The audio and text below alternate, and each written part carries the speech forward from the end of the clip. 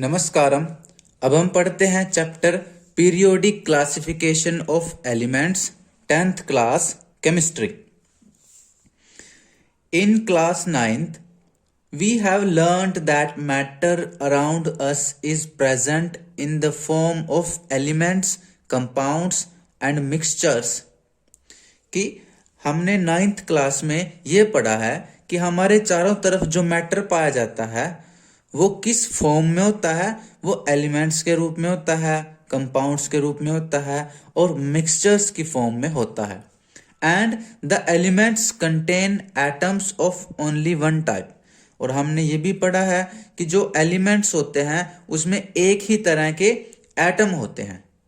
ठीक है, तो मैटर क्या होता है?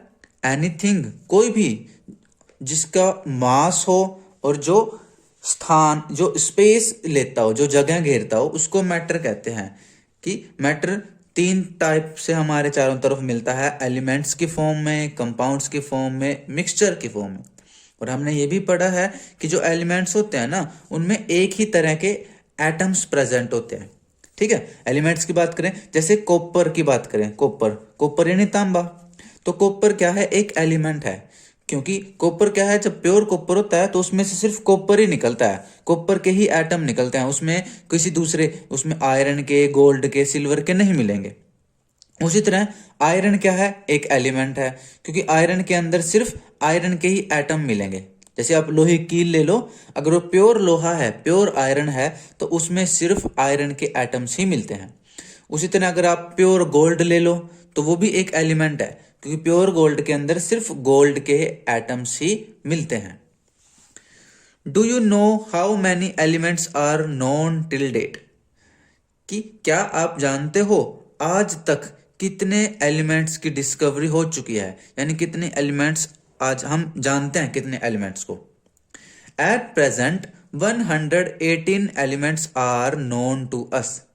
कि प्रेजेंटली, आज के टाइम में 118 एलिमेंट्स हैं जिनको हम जानते हैं, जिनका नाम, जिनकी डिस्कवरी हो चुकी है, जिनका हमने नाम रख दिया है। All these have different properties. जो सारे एलिमेंट्स होते हैं उनकी डिफरेंट डिफरेंट प्रॉपर्टी होती है। आप खुद ही देखो, जैसे सोना है, चमकता है, हमने ज्वेलरी बना रखी है। लोहा है, हमने उसका गेट वगैरह बना लेते हैं। कॉपर है, उसमें हम बिजली की तारों में डाल लेते हैं। एल्युमिनियम है, उसको भी हम बिजली पोल्स पे बिजली की तारें बना लेते हैं। ठीक है, कार्बन है, उसको फर्टिलाइजर में डाल लेते हैं। ऑक्सीजन है, हम सांस ले लेते हैं। ठीक है, इस तरह से क्या है, अलग अलग एलिमेंट्स के अलग अलग प्रॉपर्टी, अलग अलग गुण होते हैं। किसी में से करंट फ्लो करता है, कोई बहुत हार्ड होता है, कोई लिक्विड है, कोई गैस है। तो इस तरह से out of these 118 only 94 are naturally occurring. कि आज हम जो 118 एलिमेंट जानते हैं, इनमें से 94 यानी 94 एटम क्या है, 94 जो एलिमेंट हैं वो नेचुरली अक्रिंग, नेचर में खुद पाए जाते हैं। तो 118 में से 94 तो जो है वो नेचर में खुद पाए जाते हैं, नेचुरली अक्रिंग है। और जो बाकी बचे वो क्या है? मैन मेड है, इंसान ने, हमने उनको बनाया है। बाकी कितने बच गए? 8 में से 4 गया 4, 11 में से 9 गया 2, यानी कि 24 यानी 24 एलिमेंट्स जो हैं वो मैन मेड होते हैं, वो नेचर में अपने आप नहीं मिलते। आगे बढ़ते हैं। As different elements were being discovered, scientist gathered more and more information about the properties of these elements. कि जैसे जैसे अलग अलग एलिमेंट की डिस्कवरी होती है, वैज्ञानिकों को और ज्यादा इनके प्रॉपर्टीज की, इनके गुणों की इंफॉर्मेशन मिलती है। They found it difficult to organise all that was known about the elements. कि जैसे जैसे नए नए एलिमेंट्स की डिस्कवरी होती है, उनकी नई नई प्रॉपर्टीज मिलती हैं। तो अब जो साइंटिस्ट है ना, वो उनके लिए थोड़ा मुश्किल है कि इन एलिमेंट्स को कैसे ऑर्गेनाइज करें, इनको कैसे, इनका ग्रुप कैसे बनाएं, इनकी जो इंफॉर्मेशन है उसको स्टडी कैसे करें। तो ये क्या है, इनके लिए, साइंटिस्टों के लिए थोड़ा सा डिफिकल्ट होता है।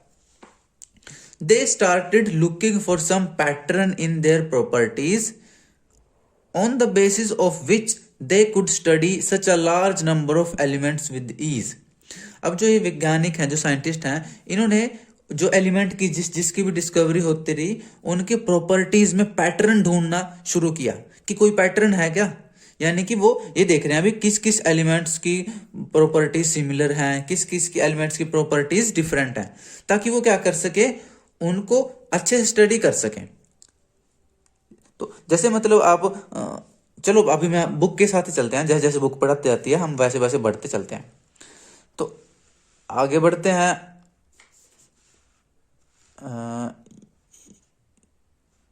यहां तक, making order out of chaos, यानी कि क्योस का मतलब क्या होता है, अव्यवस्थित, यानी जहां उल्टा फुल्टा बिखरा हुआ उलझा हुआ है उसमें से ऑर्डर बनाना है हमें, ठीक है, यानी कि एक उसमें उसको सुलझाना है।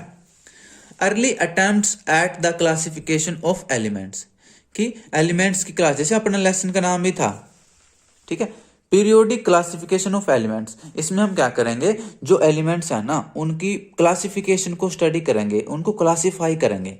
क्लासिफिकेशन का मतलब क्या होता है, क्लासिफिकेशन का मतलब होता है ग्रुप्स बनाना। जैसे आप स्कूल में मान लो 500 स्टूडेंट पढ़ते हैं, अब 500 स्टूडेंट के ग्रुप बना रखे हैं, फर्स्ट क्लास का एक ग्रुप, सेकंड क्लास का दूसरा ग्रुप, थर्ड क्लास का तीसरा ग्रुप, ऐसे ग्रुप बना रखे हैं। और क्लास के अंदर फिर छोटे छोटे ग्रुप होते हैं। जैसे आपकी क्लास मान लो आप 10th क्लास में पढ़ रहे हैं, तो 10th में मान लो आप खुद ही देख लो आपके स्कूल में कितने सेक्शन है, हो सकता है 3 सेक्शन हो, A B C, वो एक ग्रुप है। तो वो सब क्या क्लासिफिकेशन कर रखी है आपके स्कूल वालों ने, ताकि आपको अच्छे से पढ़ा सकें।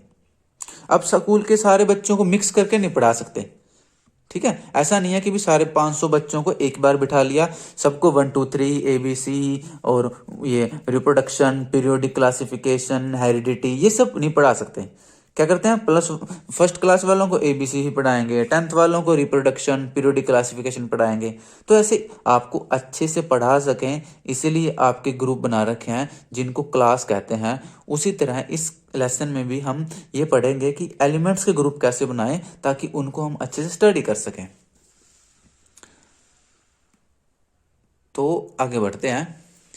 We have been learning how various things और living beings can be classified on the basis of their properties, कि हम ये सीख रहे हैं कि कैसे ऑब्जेक्ट्स को या लिविंग, चाहे कोई लिविंग हो चाहे नॉन लिविंग हो, उनको हम कैसे क्लासिफाई करें कैसे उनके ग्रुप्स बनाएं, कि ग्रुप कैसे बनाने हैं उनके प्रॉपर्टीज के हिसाब से, उनके गुण कैसे हैं, है ना। जैसे कोई हार्ड है इसको अलग ग्रुप में डालो, ये लिक्विड है इसको अलग ग्रुप में डालो, इसमें से करंट पास हो जाता है इसको अलग ग्रुप में डालो, ऐसे कि किस किस की क्या क्या प्रॉपर्टीज हैं उसके अकॉर्डिंग हम एलिमेंट्स को ग्रुप्स बना लेते हैं उनके।